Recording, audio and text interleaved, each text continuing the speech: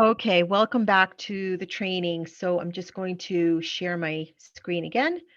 So in this section, we're going to talk about feedback and supervision. Specifically, we're going to talk about instant feedback and structured feedback. So far, we have focused on setting clear expectations with your staff by creating a thoroughly clear job description and making sure they understand what is expected of them. You've onboarded them so that they become an integrated and effective member of your team. And you have delegated to them in the delegation structure, the 4-step structure, tasks that they're responsible for in a way that allows for maximum understanding on their part so that you can relax and trust that they are responsible for the outcomes. Okay, so the next step is to do these two methods of feedback in an ongoing way.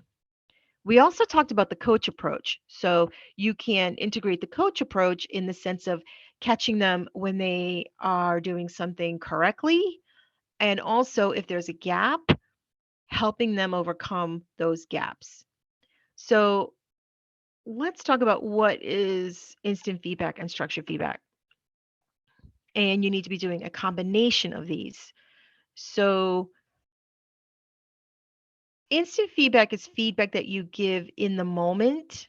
It can be a 30-second sentence, it can be a 2-minute conversation or a chat, it can be 5 minutes, that kind of thing. And they're not scheduled, they're not structured. It's just something you do in the moment with everyone on your team.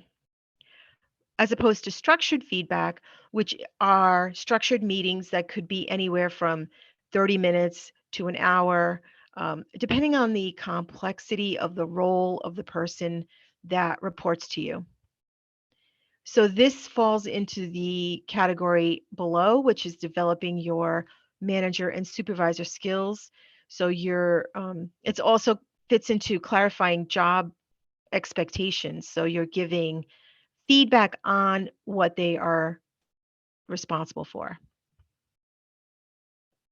So this is just a review of what I spoke about. Um, Again, I want to emphasize focusing on what they are doing well and helping them fill the gaps of what they are not doing well. Also, I think it's important to notice on this paragraph around structured feedback that you make time for them to discuss their concerns and challenges and to seek feedback from you. So, in the beginning, they may not be in that mindset of seeking feedback, but you are coaching them in these meetings and in these sessions to be proactive and getting help from you as a resource for them. So I'm going to dive in a little bit more about these one-on-ones.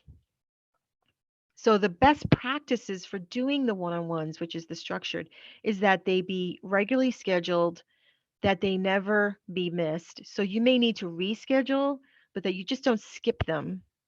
That they be weekly if possible. So again, some staff members might not have a lot on their a lot of complicated things to talk about with you. Um, 30 minutes is okay. And you may need an hour. You may be okay with 30 minutes with them. It builds trust to have a weekly or at minimum a biweekly. They should always be in private. And the primary focus is on that person and their role and what is getting in their way and what they're doing well. You can take notes and follow up on what was discussed with them and just ask questions and be curious about them and about what would help them be more successful. So this frames it in that coaching mentor mindset and less of a micromanager, less of a kind of dictator manager. So if you're a heart-centered person, this is a great tool for you. Okay?